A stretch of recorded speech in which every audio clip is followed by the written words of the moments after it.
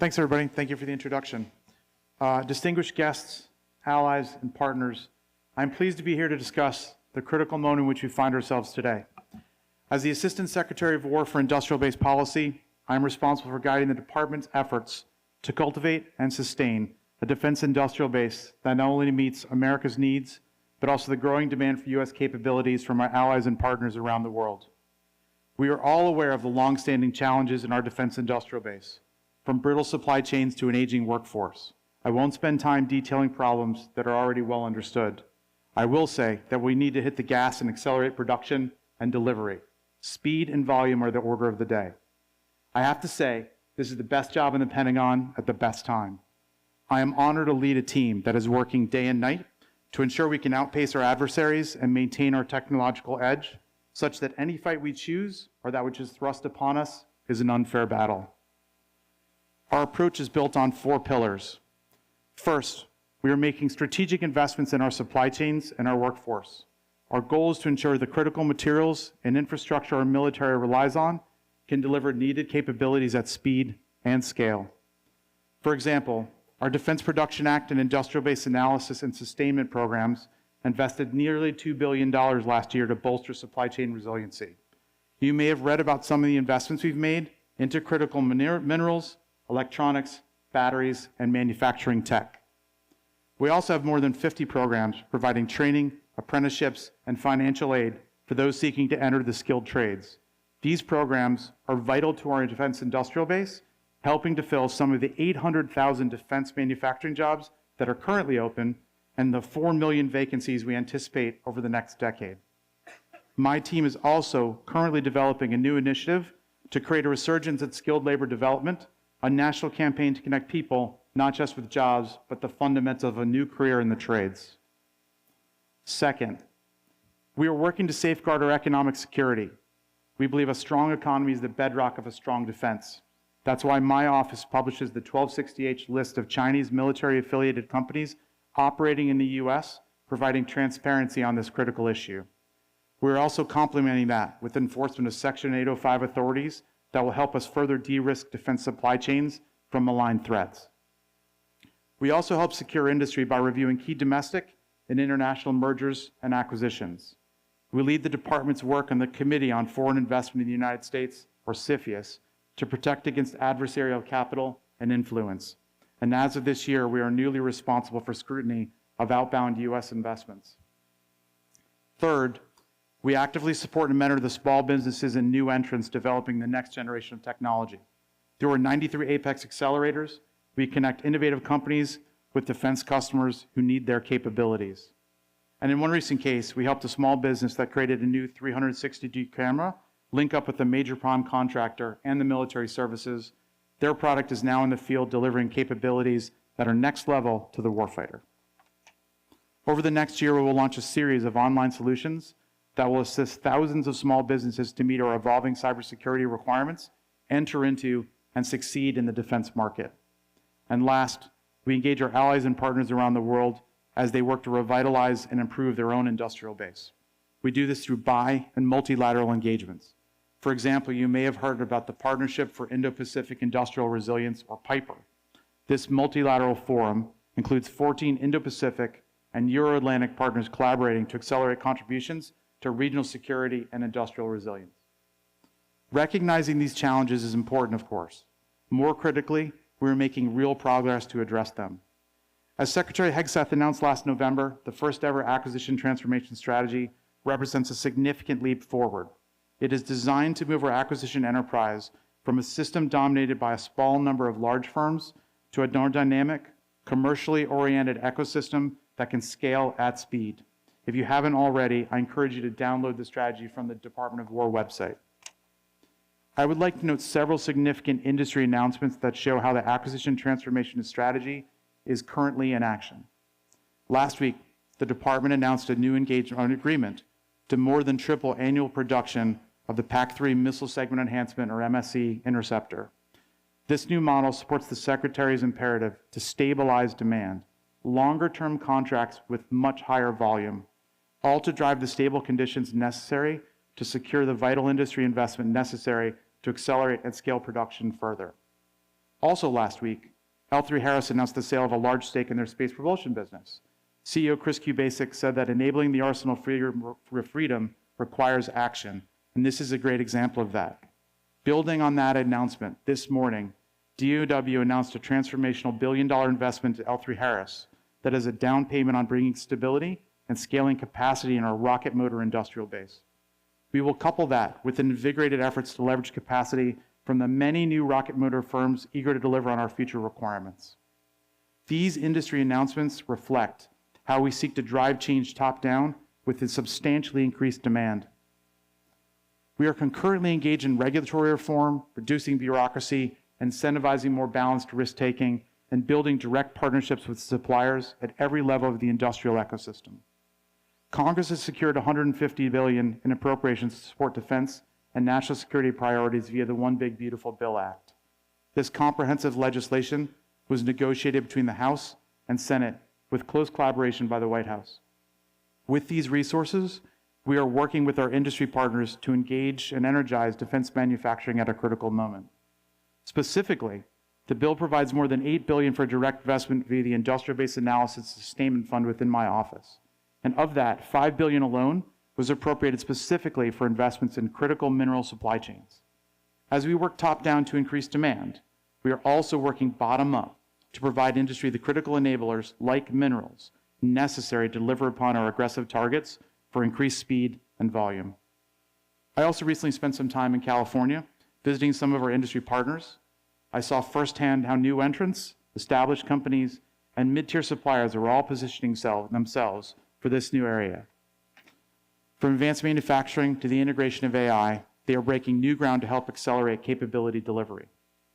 On Sunday, the great folks at Honolulu Community College graciously hosted me at their advanced manufacturing training suite. I am proud to relate that in partnership with the Kui Hau, apologies for my Hawaiian pronunciation, Strategic Workforce Initiative, my IBAS office helped fund and establish this facility. This HEC program serves as a vital hub for training the next generation of skilled trades professionals. This not only provides new jobs for the people of Hawaii, but it also connects industry, defense, and education partners to build a pipeline of skilled tradesmen for the future. I also got out to Schofield Barracks yesterday to see some of the tremendous work going on at the Forge. My office helped fund and launch this critical advanced manufacturing hub.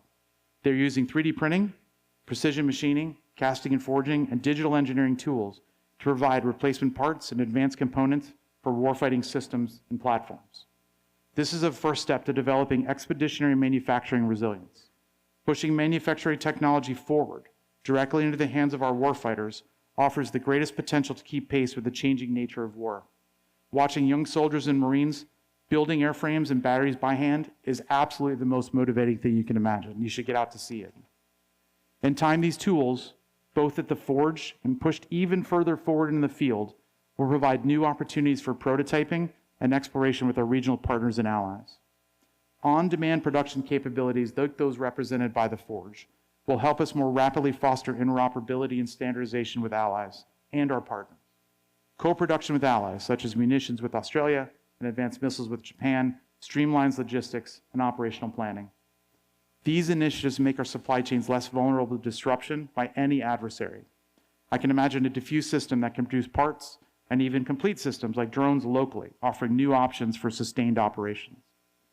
And the beauty of a distributed, decentralized system is that innovation ensues. Our allies and partners will have the ability to integrate, build upon their own, and iterate, to building upon their own strengths. Think about that for just a moment. Our allies such as Japan, South Korea, and Australia, just to name a few, are world leaders in technologies like robotics, automation, hybrid drives, electronics, manufacturing, memory, foundry services, battery production, silicon-based quantum, and medical technology. The list goes on and on.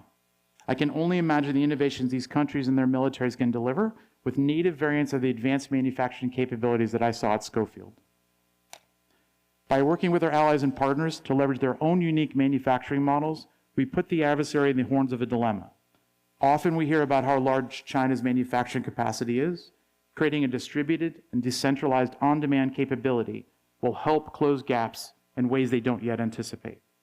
And that's just one capability we're developing. Available time today precludes me from discussing a lot of others. Know that everything we're doing is designed to bolster the health and resilience of our industrial base.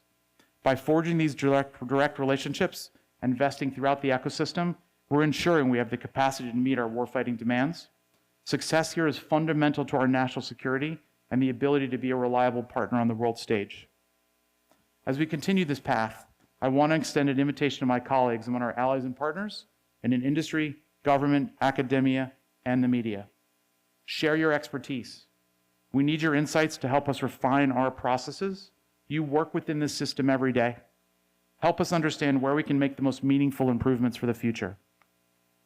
Bring us your most disruptive, most unconstrained ideas. We need radically different outcomes in the defense industrial base. So we need radically different ideas on how to get there. Share them with us so we can build a better, more responsive system together. And engage with us. To be successful, this must be a team effort. Propose how we can partner, offer feedback, help us build a stronger future. In closing, I will say this. Revitalizing our defense industrial base is a national imperative.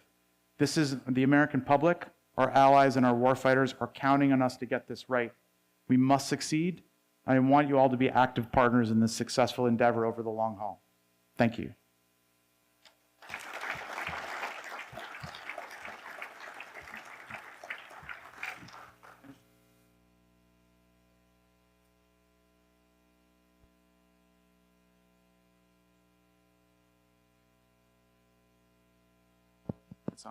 Great. Hello, everyone. I'm Dr. John Hemmings. I'm a senior advisor at the Pacific Forum, and I think I'm very blessed to be given the opportunity to have about 10 minutes of discussion here, and then we're going to throw it open for another 10 minutes with all of you. So if you start to list up some questions, we'd really appreciate it. I've been blessed this year to have quite a few conversations like this at various forums, DSEI and the Pacific Futures Forum for one. And, it is exciting to hear the paradigm shift, the new sense of urgency. When I was in a UK chat like this, they were talking about acquisition reform for the UK. And I went back through their various national industrial strategies going back to the 90s.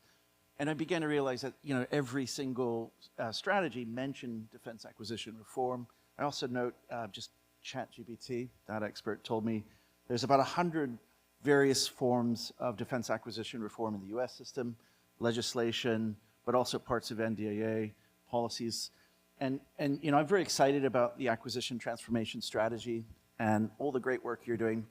But if, as a collective audience, and we get the sense that this is something that we do again and again and again, can you say, a little bit about how you think that this is substantively different and how you're going to be measuring the difference that you hope to be? Sure. Thank you, John. I think it's a fair point that we've tried this. Many people have talked about acquisition reform in the past. And at the end of the day, I think the difference is that we're doing it. And I don't mean that in any subtle way. I mean it directly. A lot of these ideas are not new. The idea of higher volume contracts, long-term durations, it's something that's been around for a while. The idea of transformation, portfolio capabilities, adding more risk.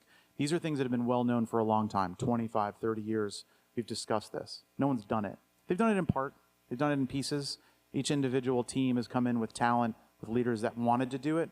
The challenge, there hasn't been alignment from the top down, in my opinion, that has been willing to go ahead and push back on the institutional norms to actually get it done.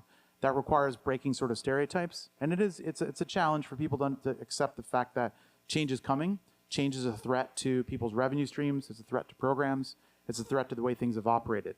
Unfortunately, we're at the point where there's no other option but to go directly for the gut and sort of actually make these changes. And some of them are going to be painful. Some of them are not going to look the way that you want it to look. And I think that's a scary thing for institutions that don't like change. In DC, generally, the solution to every problem is more money going down the same pipes to the same programs and companies and people as they've always done in the past. But I want radically different outcomes. That doesn't work. We've got to go ahead and generate real change that pushes money to different things in different ways, different people in different programs, and that's going to look very different and make everyone uncomfortable. If you're uncomfortable with the process, then at least it's different, I'd say. And so reflect as you're looking at it that even if you don't like it, acknowledge that it's a different approach, and then sort of weigh it on the merits as to whether or not the outcomes are actually aligned to the things that you think are important from the military acquisition sense. whether that's changes in how we're procuring, the volume and pace of delivery, or the way we're maintaining and delivering readiness for the future. And I think those are good indicators to focus on of why this is a fundamentally different approach. And that's really heartening to hear, because I do feel the sense of earnestness in both this discussion and your remarks, but more broadly. So it does feel like, I think, that we are getting the memo. How does IBP, industrial base policy, fit into the acquisition transformation strategy?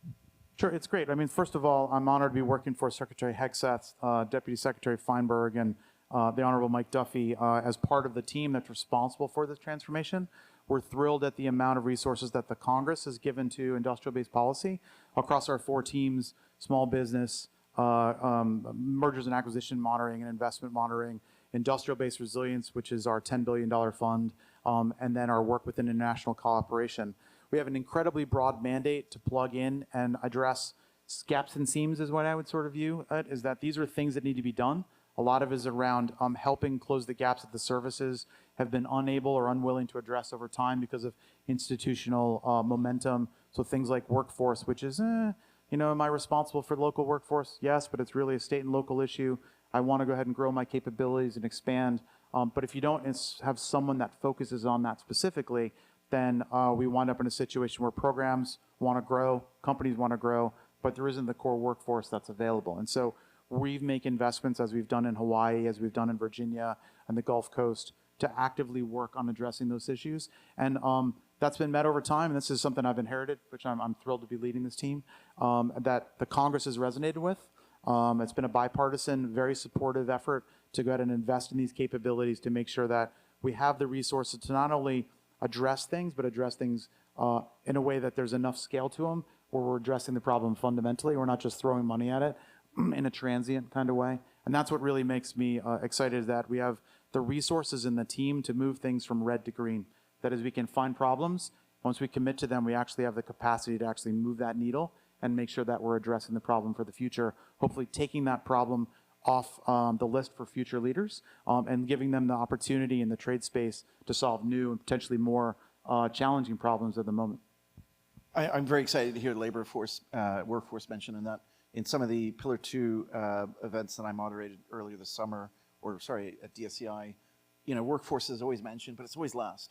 It always comes up as a sort of, and yet it's so foundational to actually getting capacity up. Okay, I've sort of tested you with the very first question. Show me the money. What results are we seeing? I know it's very, very early days. Only the strategy came out in November, but I'm sure that you've got some wins under your belt. You mentioned L3 Harris. Could you tell us more about how you're assessing these wins? What are they? Sure. So on the money front, I think, and I'm going to be a little heretical here, which is that we have a lot of money. We have $1 trillion this year from the government to go ahead and do what the department needs.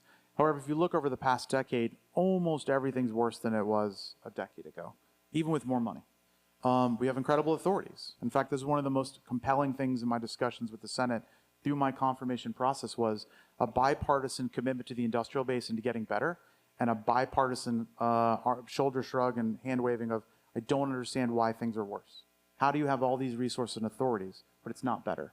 And I think fundamentally the issue comes down first to leadership, that it's a commitment to solve these things in a very different way. That's embedded in the acquisition transformation strategy, and to get more out of the dollars that you do have, that is to set up the frameworks and force people to be accountable for the changes that are necessary to go ahead and get more from the system. So it is early days. I think you mentioned, the L3 Harris investment. This is a fundamental problem. The rocket motor industrial base has been a problem since the early 2000s.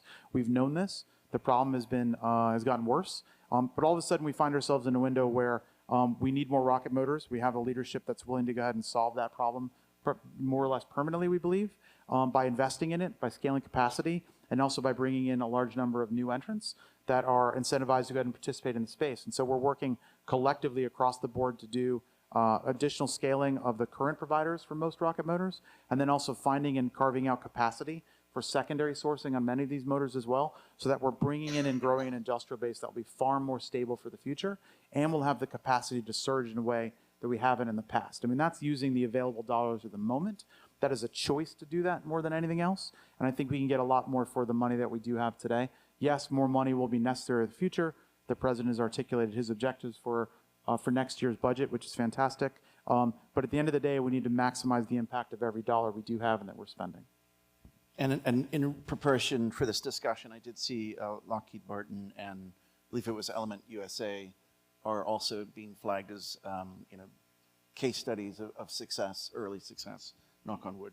Great. I'll say quickly on that. I mean, I do believe we're working top down on the demand signal. You have to bump up the demand. You have to aggregate it. That's necessary for industry to make the investments to say, is it worth me to hire, invest, scale toward those outcomes? But we're also doing that bottom-up piece of, you can have delusions all day long that you're going to scale. Seekers, sensors, night vision, pick your thing. If you don't have germanium, gallium, rare earth metals, there's no scaling possible. Like, good luck. And so we need to close the gap on that. And we've faced that this past year. Admiral Paparo talked about some of the challenges with the way that mineral markets have been used against us in the past year. The leadership of the team in this department, the leadership of the White House, is committed to closing those gaps for the country permanently. And so you're seeing substantial investments and more to come going forward. Okay, last question from me, and then we'll turn it over to the floor. We've talked a lot of U.S., but I know in your remarks you mentioned allies and partners. I've also mentioned AUKUS, the U.K.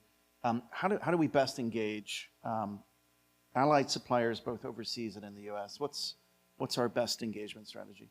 Sure. I think the reality is that we have a massive export market for foreign military sales, direct commercial sales, over $300 billion last year. We have a robust demand for the future. Our challenge has been our inability to deliver on the requirements of our partners and allies. So partners are signing up to buy weapons which are, they're waiting 2, 3, 4, 5 years for their weapons to be delivered. We're working on that right now at the production level. There are process issues with FMS and DCS. We understand that. And we're realigning some of our agencies underneath acquisition and sustainment to hopefully streamline that. But the real issue is that production is not scaled enough. And so that's where initiatives like this L3 investment, the PAC-3 initiative, really get to the point of we just need more weapons. We can sell them.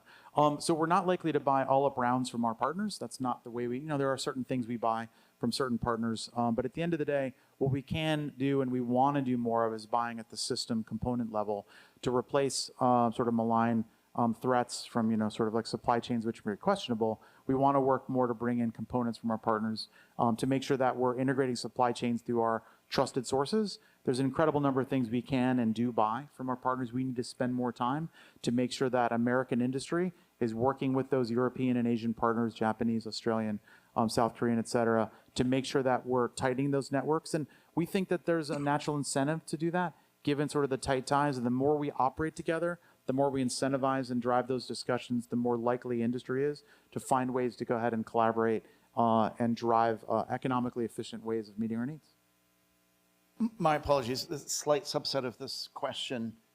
We have the Euro-Atlantic DIB, Defense Industrial Base. We have the Indo-Pacific one. You've got Piper here, Ukraine Contact Group, sort of do it, plus NIAG and the various NATO efforts. A lot of the discussions at the strategic level this week, yesterday particularly with our leading plenaries, was the continuity, the connection between the two regions. Are there ways of fostering that you predict? And I apologize, I'm sort of throwing this one as a last little gem. But how do we, create that, not just U.S. leadership, but also ally to ally, connectivity and, help them surge each other? So I'm a big believer. It's all a leadership problem. It's about commitment at the leadership level to invest the time and capacity to get value from those relationships. So there are a bazillion multilateral forums that are in place. You named 10. I could name 10 more probably. And anybody in the audience here for their countries could probably name another dozen. Many of them are more meeting focused. It's just a way to go ahead and chat, have coffee. You go to the embassy, have lunch, fantastic. You leave, sign some memos. Not a lot comes out of it. Our team is committed to actually driving those things to the tactical level. There's no sense in having a meeting if we're not talking about relationships that result in tangible sharing of information, sharing of personnel, sharing of warfighting capabilities, tech, and ultimately, from my standpoint, industrial arrangements that result in improved capacity and resilience for all of us. It has to be a win-win, and in the truest sense of we want to make sure that our partners are getting something from that exchange, whether that's a relationship, whether that's something that's an arrangement that allows us to share information. And there are many good and legitimate reasons why we struggle to share information. we can bridge those almost in all cases by leaders working through the appropriate channels. And there's some level of information sharing or production that allows us to go ahead and achieve those outcomes. And so I try and be really tangible about that. I'm not interested in a lot of airy-fairy memos and things. I get it. That's the coin of the realm in a lot of cases. I really want to get detailed and talk about how we can share information and technology in a practical way. Great. Okay, I'm going to open it up to the floor. Can we have some questions, please? I see Bill Blair here. If we could have the mic in the middle. And if anyone else wants to catch my eye for a follow-up. Secretary, thank you for your comments. Actually, it probably addressed a lot of the questions I would have asked. I'm Bill Blair with Lockheed Martin. I'm based in the region in Tokyo. Hi, Bill. And we've been working for decades with our allies and partners in co-development, co-production, co-sustainment, upgrading, and ensuring that we do that in an interoperable, open architecture, and frankly get to a level of interchangeability. I see there's tremendous opportunity to build on that foundation. One of the challenges we face is how can we take it to the next level faster at the speed of relevance when we look at the technology cooperation, technology release that's going to allow us to work together to take it to more strategic deterrent capabilities, building on the traditional, say, platforms and missile systems that we've done historically. Great. I think it's very important. So the president had an EO that came out earlier in the year that talked about the criticality of reforms to the FMS process. There's more to come on that this year in terms of the realignment of the Defense Security Cooperation Agency and the Defense Technology Security Administration underneath acquisition and sustainment to drive more alignment of those tools and capabilities with the production line, with our industrial partners. That separation in the past, I think, has created more of a risk aversion, say, to go ahead and actually getting deals done and working through that in a practical way. I think that collectively have a much deeper sense of the value of FMS to the fundamental production lines. That is, many of our defense industrial partners, the firms, they make a lot of money, right? Selling weapons overseas and partnering overseas. And that we want to, from an American manufacturing standpoint, we want to incentivize that. We want more of it. We want it to grow. And so the more we can facilitate the ability to share information with our partners, make sure they're getting access to the most cutting-edge weapons, then the more likely we are to succeed as a team, as partners and allies. And so you're going to see a lot of support from us this next year as sort of additional guidance comes out on the criticality of FMS and DCNS sales to the defense industry. And so we're excited to be working on that. And I see Patrick from Oceania, and then Anton over here.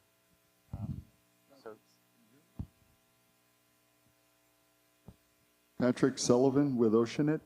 It's kind of regarding the sharpest edge of the tip of the spear question and how you really bring deterrence to the front by, it's a two-part question. One, activating the roughly 10,000 SBIR companies around the country that are, a lot of them are swinging for the bleachers on ideas that would disrupt things. So for example, new energetics for solid rocket propellants or printable magnets that takes the supply chain issue on rare earth metals off the table. So first part is how do you activate them? Second, and because a lot of them are getting funded to do work, but it goes into a vacuum and it really never sees the light of day. The second part is, so how do you bring technology like that to speed and scale, given the fact that there's a huge emphasis on private equity and venture capital, which has a real place in the world, but 60% of that investment goes into California companies, and you've got 49 other states and roughly 5,000 colleges and universities that teach STEM education around the country, some excellent universities that produce pretty good people, pretty good innovators. So, sorry, it's kind of a long-winded question there. No, that's fair. There's certainly an array of companies. We spend a lot of money on small businesses. I'm not a huge believer in the Valley of Death. This is my own personal opinion, and we need to talk about that for the future, which is that the best companies have broken through these challenges because they have amazing tech, and organizations, companies, primes, war fighters, program managers work to get the best tech through. And I think a lot of times we sort of blame structural problems for technical problems and lack of performance, and mediocre tech isn't necessarily ready to bridge the gap, right? It's not what the companies need at the prime level.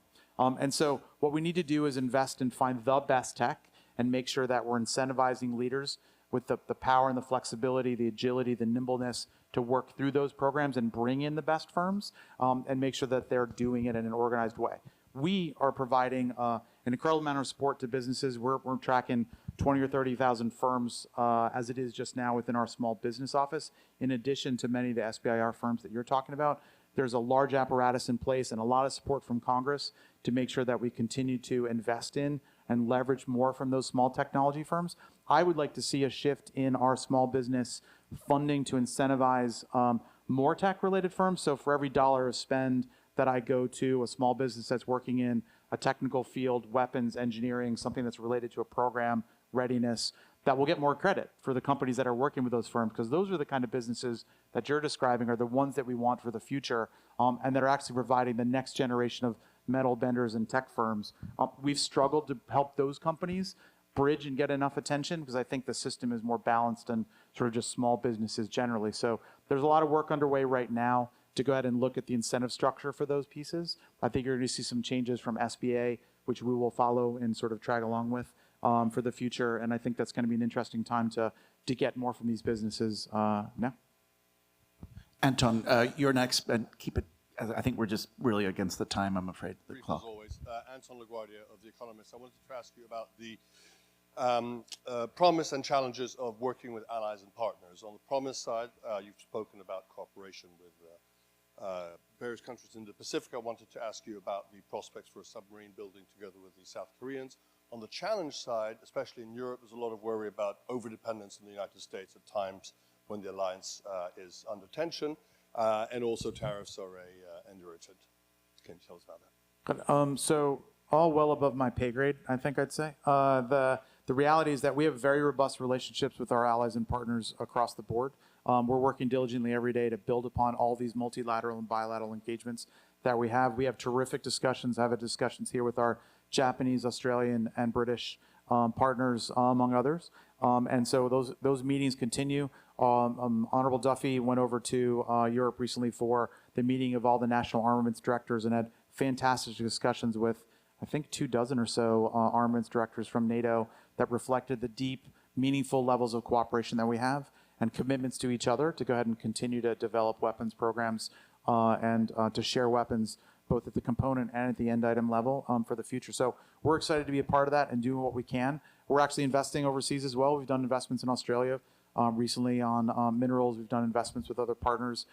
We treat UK, Canada, Australia as we do our own industrial base from an investment standpoint through the Defense Production Act. So we're sort of thinking thoughtfully about trying to continue to integrate those firms and those capabilities to make sure we're maximizing the power of the partnership.